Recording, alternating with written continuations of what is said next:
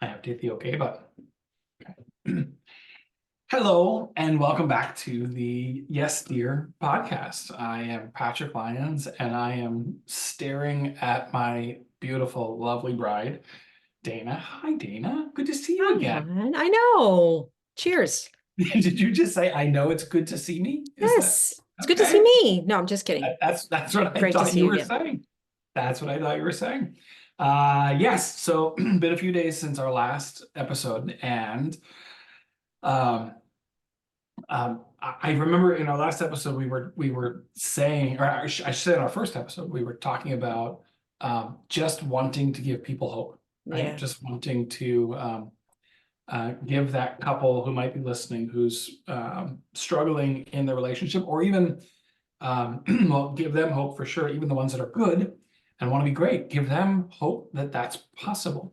And the interesting thing is, between then and now, uh, we got a phone Yep. call from another couple that is struggling, that is looking for some help in their marriage. And they've been through a lot of couples counseling.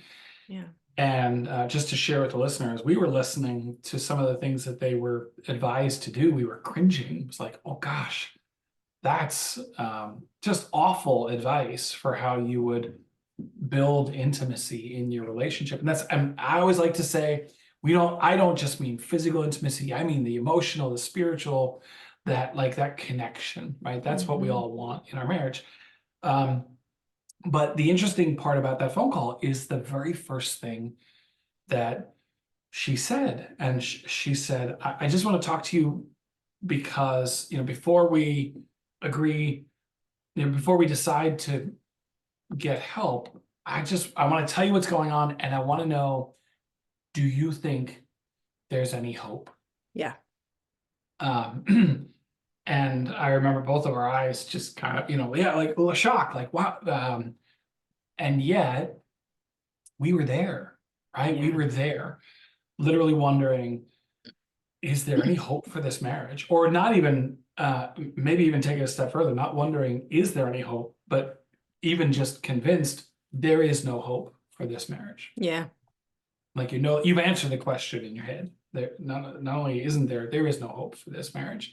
hmm Um, and so we listened to the story, and obviously we're not going to share any of those details here. But we listened to the story, and um, I it to me, so gosh, one of the first things I said when she paused was, "There's always hope.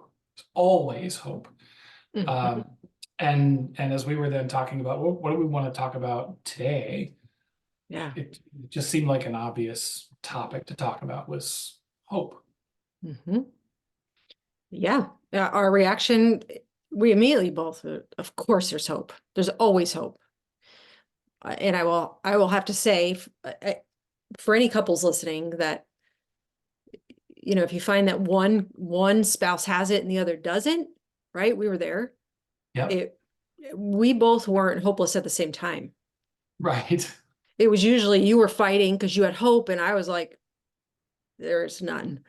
I was so withdrawn, and um, I just didn't see it, and I didn't feel it.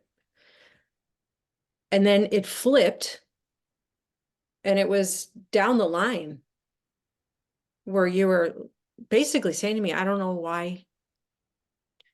You didn't say hope, but really that's what it was. I don't Yeah. know why you I still maybe, stick in. And really, I think that was a sense of hopelessness on your side. And I yeah. was like, yes, yes, there's hope. Yeah.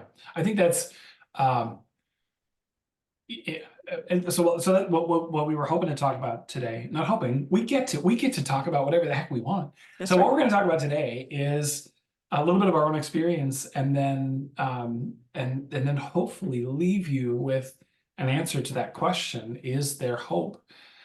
The answer's 100% yes. There's always hope, and even no matter what you've gone through, no Yeah. matter what you're going through, no matter honestly, there's even hope if you're on the path to divorce, right? There's even Mhm. hope if you're in the middle of getting divorced, there's always Or hope. sign papers. That's or signed papers, right? I think we've worked with couples who have been divorced and then come back together. There's always hope, right? But when I think about you described earlier a minute ago, yes, there was a point where you felt hopeless, and Sure. I was holding on. I was holding on to hope. And we can talk about that. I think to your point, when that flipped, I don't know that it was that I felt hopeless and you held on to hope. I almost feel like I gave you no reason to hope. Mm, That's how I feel like. Um, as my life was cratering, I feel like I gave you no reason to hope. mm. I had certainly lost hope in myself. Yeah. Um, and during that time, that's where you held on to hope. And so I almost feel like all it takes is one to really like just believe, just hold on to hope. Mhm.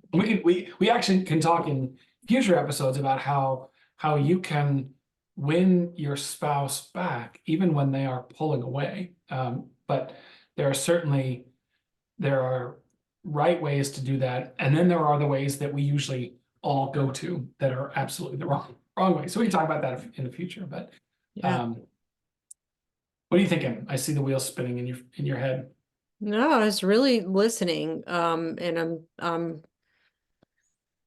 sometimes it seems like those days are so far behind us that I just go, I gotta think about that for a minute and go back there because I don't live there anymore.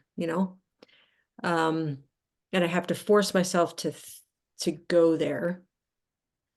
Um, and then there are other days it's like, wow, that seems like yesterday. And here we Mhm. are 20 years down the line. Well, it It's probably just, was yesterday. I'm sure there was something I did yesterday that gave you well, no it reason was to that hope. one thing, that one thing? I Yes, dear. Yes, dear. Yes. Yeah, shut up. Um, wait, did I just say that's on You did. I told you to say yes, dear, and you said shut up. Okay. well, I'm sorry, don't shut up. Yeah, so hopelessness. I mean, to me, that's the beginning of the end. Is it is whether it's in your marriage, whether no matter what it is, Yeah, for sure. right? It's the For moment I sure. lose hope, I lose fight, right? Or Mm, I just become resigned to, oh, this is how it is. Um, and this it's never going to get any better, it's never going to change, and I give up. You just envision, you just sit down in the muck and you're resigned to this is how it's going to be. Or in the case of a marriage, you you just decide to leave it. I can think about way back, gosh, 20 plus years ago at this point. mm. That's when you had come to me and said you're done. That you were leaving. And I was stunned. I was fat, dumb, and happy, as I like to say, where I had no idea There are a that lot you of jokes in there, but I'm gonna I keep know, it I quiet. know, I know. I'm just kidding. I had no idea that you were that unhappy. Um, because I was fine. I was good. I'm like, what do you mean what? Wait, hold on, what? Um, and our issue at that time was intimacy, Yeah. right? It was again more than just the physical, because frankly, physical was there. It wasn't that the physical wasn't there. It was that when the physical was there, that's all it was, right? Yeah. To you, for you, there was never anything more than that. And this was about 7 years into our marriage, and I remember you saying, "Gosh, if it hasn't been more than just physical for 7 years, why why would it start now? What's going to change now?" Um, Never had it, and never will is really what I, yeah, yep. never had it, never will. Now, in I think in the moment I felt like, again, I was blindsided. I very much played the victim. I'm like, what do you mean you're leaving? How could you do this? Um, I think what I've learned since then is my role. I didn't give you very much to go on, right? I still lived like a bachelor for like in our marriage. I was just living like a bachelor, like a single guy, not fully understanding my role in Yeah, creating intimacy. sure. Uh, and so during those times, I mean, I'll say this, there were days where minute by minute, I would feel hopeless because everything I was trying wasn't working, right? There was nothing I could Mm-hmm. say that would convince you otherwise. There was nothing that I could do that could convince you otherwise. Yeah. Um, um, but I kept trying, and I think that's the thing is I never, thankfully, I never, while I felt hopeless in the moment, um, I never lost hope that we could fix it. And Did you feel hopeless, or in the moment, did you feel hopeless? actually, I think you're right. That's a better distinction. I felt helpless. That's probably a much better way of saying it. I felt Yeah. helpless. Like I couldn't, because all I wanted to do was fix it. Yeah. Um, the thing is, like we didn't get there overnight. I wasn't going to instantly fix it overnight. It really was about me showing up differently, right? Me learning how to how to meet your needs, learning how to do things that built intimacy. Yeah. But I will remember yeah, it's a great distinction. I felt helpless, but I never lost hope. Yeah. Because I feel like what would have happened? You had lost hope. If I had lost hope, we would have, we very likely would have been divorced by Totally. now. Hmm. Yeah. And I remember you trying all like different things, coming to me and you talked to me about something else, and I was so mad because I was so to you could stay in it until you're not in any relationship. I mean, the minute you hit that, like, I'm done, is the where I just was like, I can't do this anymore. And I was very, very hopeless, but I was also in a place in my life where it was my own life was snowballing. Like crumbling, and it was just snowballing. It got all my issues, it felt like it just got bigger and bigger, which then Mhm. made me go, it's way too big for me. And that made me feel hopeless because I thought I have so much work to do. At the time, I remember you saying to me, like, until you deal with all your intimacy stuff, we're never going to get any closer. Yeah, but yes, that was true. Right. But even then, you know what that just reminds me that in the moment, I thought you were the problem, Well, yeah. right? Like I But still then hadn't that figured alone is out. what made me feel, it made me feel hopeless because I'm like, I have so much work. I haven't been able to figure this out my entire life. And Yeah, now all pressure on me because now yeah, he wants it. And I've been wanting this for so long. Now this is just, and it kind of just piled on to the point where I was just, I can't. yeah. Okay, so since this is an episode about hope, Yeah. when you were there, Mm. when you felt that level of hopelessness, how did you not quit? How did you find hope again? Um, well, it was the grace of God, because honestly, we went to go visit attorneys. I would have signed the line because on the dotted line, because I didn't know what else to do. And unpacking my bags was way too big for me, that I was like, I'm taking all this stuff to my grave. I would have. So, um, really it was God asking me if I wanted to get well. And once I broke, I knew my kids need my motivation honestly wasn't we're going to get back together. My motivation, what God said to me is, go ahead and get divorced.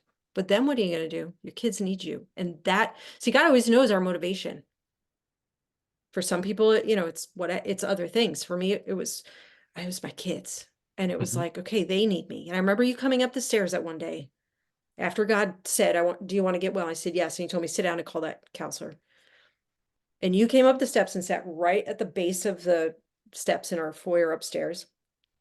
And I said, I got to get well. I'm going to call. I was so mad too. It was like, I felt like God cornered me. You were telling me, like, until you take care of like, we can't get any closer. I just thought, why me? Why do I have to do all the work? And yet God knew my motivation to hold on one more day. I was too angry at you and my life, and I was too full of shame to have hope for myself or to have hope for you, but I could have it for those babies that were looking at me. And Mm. that kept me another day. And then it was, the next day I was like, and I even said to you, I don't even know if we're going to make it, but I have to get well for them. And you said to me, okay, even if I lose you, but you get well for the kids, like, okay. And that kind of took pressure off that, okay, we're in this home together. We weren't like combative. We're not, that's not our personality. And so we weren't in each other's face. We were living life in a home with our children. And each day that you weren't in my face telling me what to do, and just at the time you could tell your side, but just being still and letting God do what he does best and let me take care of me, and you would take care of you as far as getting, whatever we needed to do to move forward. You gave me enough space, and each minute that I had space was another moment. I didn't feel the need to run. And the Mm. longer that went on, the more hope began to build. And it didn't take very long. It was I don't even think it was 2 weeks or a week. I don't know what it Yeah. was, but it was short. And then hope it flooded me. I'm glad you said that because I am convinced, and we have seen this both as we've worked with couples, but we've also seen this as we've coached individuals, right? Me in the business world and you in more in ministry, women's ministry, that people want to hope. Like, I've never met anybody who's hopeless and happy about it. We all want hope. We don't go to a place of hopelessness intentionally, it's more resignation. So, if you can find even the slightest thing to be hopeful about, it's just about like igniting a spark either in yourself or giving your spouse hope, giving someone else hope, right? And I know sometimes we think, oh, like, why am I falling for this? Why am I hoping again? But to me, because it's better than just giving up. It's better than that place of Yeah. hopelessness. But you asked a question, you made a statement that um, a minute ago, you asked a question. You said you were so mad. You So mad. said, "Why do I have to do all the work?" I love that question. We both talk about this Mhm. with people that we coach. There could be somebody listening who's literally asking that question. Why do I have to do all the work? And my answer is always simple and it's always consistent. You don't. That's what I say. You Yeah, you don't. don't. Hmm. You don't.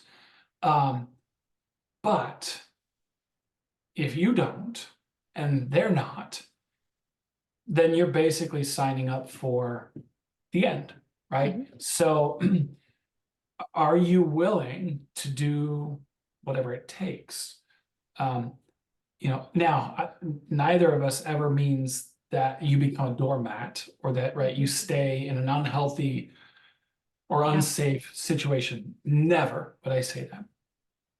But sometimes, most of the time, it's not that. Most of the time, it's me dealing with my own pride. It's me dealing with my own willingness to take my eyes off of what I'm not getting Hmm. and focus more on what I should be giving to you. Um, and I'm sure we'll get into that in future episodes too. But Sure. One of the things that I say too, I say the same thing. You don't have to. You get to choose. But then what? yeah, you Then get what? what you get. That's what God said to me. All right, Dana, then what? You get divorced. Then what? You're still stuck with you. And you are your Yeah, biggest problem. I mean, it's what I wrote my book, Do You Want to Get Well about? Is you don't have to. Many people don't. Many people actually walk away and go, I'm not doing it. Yeah. because we somehow justify, they don't deserve it. And I've been fighting for years. I'm just so over it. Okay. You don't have to, but you get to if you want to. Yeah. Yeah. When I think about the later on in our marriage, where again, I was giving you nothing to hope for or hope about. Um, I think what sparked the hope in me Yeah. is you. Mm. I think the fact that I really had given up on myself. I didn't see a whole lot of redeeming qualities when I looked Mhm. in the mirror, um, and you speak a lot still today about calling out the good. In fact, you shared an analogy with me the other day that I'd never heard before. I was like, oh my gosh, that's brilliant. I'm going to steal that. But I don't know if you want to talk about that today, because I feel like that's what reignited hope in me, Mm. was that when I didn't have hope, you had enough for both of us. And I guess you could say it's almost the same thing as what happened the first time around when you lost hope, and but it's different, right? It's a different It's different when the circumstances. roles are reversed. It's different. Because you're experiencing it from a different angle, Yeah, right? Yeah. yeah. So I think you very easily could have reinforced that I was giving you nothing. You very easily could have you were rightfully could have unleashed on me because I wasn't giving you anything. Yeah. Um, but you didn't. And that actually sparked more hope in me Mm. um, again. Yeah. Yeah. Wow. Our neighbor dogs are talking. Can you hear them? Yes. Yeah, Yeah. I Well, can. everybody, you can meet Harry. Harry's here. He wants to say hi to everybody. Um, there he There it is. is. He's our Walmart greeter. So Harry, the mailman, must be here. Mm, Um, Hope. Somebody who may not be married, who's maybe even single, or maybe you're married to somebody struggling with this, but even when you think hopelessness, it comes in a variety of different ways. So you can be hopeless in your marriage, you can be hopeless in all different things in life, right? Including, there are many. When I watch, I mean, this is why I started Broken But Not Alone, the ministry I lead. All I wanted to do was give people hope, because I don't have all the answers, but I wanted them to know they're not alone. Because so much of the battle, this was me when I was falling apart, and our marriage was falling apart, was you look around, whether it's church or your friends or people in the community, you're like, they all look happy.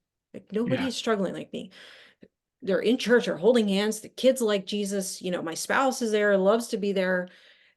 Not mine, but other people's, and nobody's struggling like me. So much so, the lies in the head while that's happening cause you to retreat and isolate to the point where you're stuck with only you, and you're only listening to what you're thinking about. And what weighs heavy on my heart is many people have taken their life. I mean, hopelessness, it's a serious matter. I started the group because I just want people to be able to have a place to say, I'm hopeless. If yeah, nothing else, putting those words in light does so much.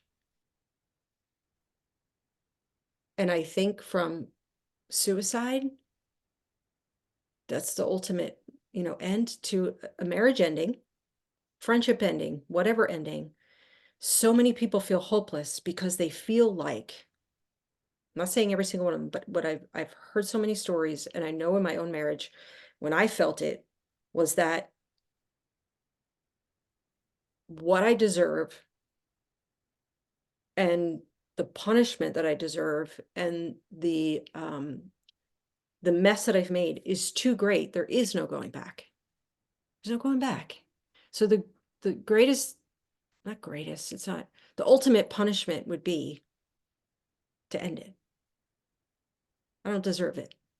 I don't deserve life. I don't deserve this friendship. I don't deserve that family. I don't deserve this job. I don't deserve, right? Because like I, it's, if you're not going to punish me, I will. yeah. It's so hopelessness is a serious matter. Now, for those of you who are there, because we all could get hit with waves of it multiple times, you talked about, uh, I actually talked about this on my podcast yesterday, just words.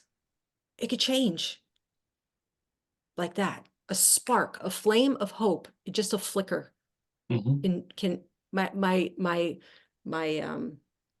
when I work with people, and I don't care who you are, if I could, it's always my first and foremost, I have 4 pillars: to give hope, to inspire courage that's within, to build your faith, and encourage you every step of the way. I say that in everything I do. That's it's in every book I write, everything. Because if I could give you hope, that will help, that helps me keep you another minute. If it keeps you going another minute, another hour, another day, that's time. Then to to inspire courage, that helps you to move forward. One step, and one step will help build your faith, which is number 3. And number 4 is that we're going to encourage you every step of the way. We get enough criticism and everything. I mean, there are words everywhere, negativity, social media, all that. Nobody needs more criticizing, judging, bullying. But what I learned in my own walk, and I learned this really a lot with you and then with our kids and then beyond, is early on when we were, God put me through what we called his 2-year boot camp. And then you came to me and just said, I want what you got. And then you started unpacking more of your own. I learned in those 2 years the power of words. And then when you were really, what you said, hopeless, kind of, you didn't see any hope in yourself and you gave me nothing. The power of speaking what I saw in you. It's all about the potential, right? It's about potential that we see in somebody. We don't see it right now. Like, it's not like it's a behavior we see in them. See, who we are and what we do are two totally different things. And we'll talk about that at some other time. But I just saw, I need to speak to what I see in you, not where you already know you are. Mm. I could tell you where I am. You know where you've been, the mess ups you've made, the where you're not showing up well, where you're failing. We know that. I don't need anybody, none of us need anybody to tell us that. So I didn't need to tell you those things. But what I learned in my own life, I had to speak this over myself. And then I started speaking it to you. And I just used to say things like, you're a mighty man of God. You're courageous. You're whatever I saw in you, you're a man of integrity. You're strong. Whatever I saw, love your tender heart. It's calling out what I know is in there that maybe you don't fully see or you're not fully walking in, because the power of a word so much. And I described it the other day. I said this on my podcast and say it today. We were talking to another couple who were struggling, and it's the way I see it. Really, ultimately, I see God as he's the head coach. It's this game called life. And if we could look at our family as really, we're in this team, we're all in this together. But yet, when it comes to marriages and just our power of our words, I don't know, God gave me this analogy one day. It's just, if you can envision the power of your words, it comes out of your mouth, it's got power to do what you say. If you believe it. I mean, we spit words out of our mouth all day long. But when it comes to hope, is speaking what you see in that person. It's a seed of truth that you're speaking. And I want you to envision yourself as the quarterback of a game. And and words are like this, your words are like the football in a quarterback's hand. And when you throw that ball, does the quarterback throw the ball to where the player is or where he's going? And when you watch those playbacks on ESPN, which, husbands, I know all of you do, play by play, do you see it again? And ESPN plays over and over again, right? And you see that play over and over, and you watch when they slow it down. It's like, oh, look, player's over here, and the quarterback throws it here, and somehow that player makes it to where the ball is. The ball doesn't go where the player is, but he goes where the ball is. That's the power of words. Mm. They used to say that. And spouses, but men in particular, want to show up and be the hero. They want to show up well. They want to be everything their wife wants them to be. I knew that about you. I Mm. knew you wanted to. Did you know? I think we all have integrity issues. We both did. Our walk and our talk often doesn't line up. So if I could speak it, you wanted to show up and be it. And that's what I watched you do. And Yeah, that, I think, helped us grow hope, I think increase our hope, I should that, say. yeah, well, absolutely. Like, that gave me hope in myself that I didn't see. So you said, and I just want to be clear about this for the person listening. Um, you said to speak what you see in me. And I want to make a distinction between what you see in me and what you saw from me. Mm-hmm. Because it's very easy to say, well, in my spouse, I see anger, I see laziness, I see, right? I see they won't talk to me. No, no, no, that's not what you're saying. You're saying, like, what are the characteristics? What's the good? Seeing beyond what you see from me Mhm. to see what's in me. Because had you not called that out, I had owned, by that point, I had owned my behavior as my truth, that I am all of these failures, I am all these mistakes. And so, where's hope in that? There's Yeah. none. Yeah. But then to have someone who really had no reason to, you had, well, I say no reason, you had no responsibility to call out what you saw in me versus from me, and yet you did. Yeah. So to have someone that close to you who can, it's kind of a challenge to every spouse listening is, are you building your spouse up or are you tearing them down? Mhm. Had you torn me down, like, the world would say you had every right to. I would say you had every right to. Yeah. Had you done that, um, I don't know where I would be Yeah. because I already believed I was chaos. Mhm. And had you reinforced it, that would have just sealed the deal. Yeah. But here you came with a different message, and I can't say it happened immediately, Mhm. but it did give me hope. It And did here's give what I me, would say to people is, it wasn't like I was calling out things, Nancy, period. Go back to the time when, before you started fighting, before it all fell apart, when you guys were gaga over each other dating, when you just thought they were everything, I don't know what that is for whatever, wherever you are in your marriage, but go back to those days, because what you saw there is still there. It's just muddied up with some other things.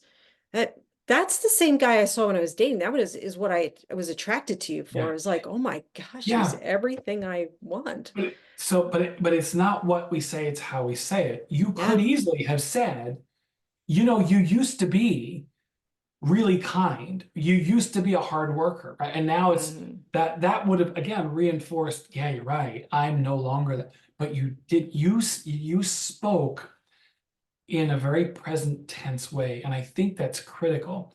So if you have that spouse that is, right, hopeless, and you're trying to instill hope, speak about it as if it's still there today, as if you see it right now. Hey, you are a good person. You are a great mom. You are a great husband. You're a great man. Even if they're not even if they're giving you nothing to see, like, you look beyond what you see to what you know is there. Yeah, well, hope, if there's no hope in the things that you already see, right? Hope, that's not hope. Hope That's is all facts. about the things that you can't see, Yeah. right? Yeah. That is the definition of Yeah. hope. Is it's a belief in the things that you can't see, but you believe that they're coming, they're It's a there, they're great point.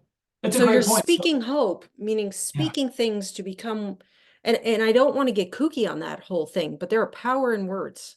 Yeah. And we'll talk about words a whole nother time, because we could probably turn this off and start a whole nother podcast on words. That's what I talked about the Yeah. other day. Yeah. But hope-filled words. Yeah.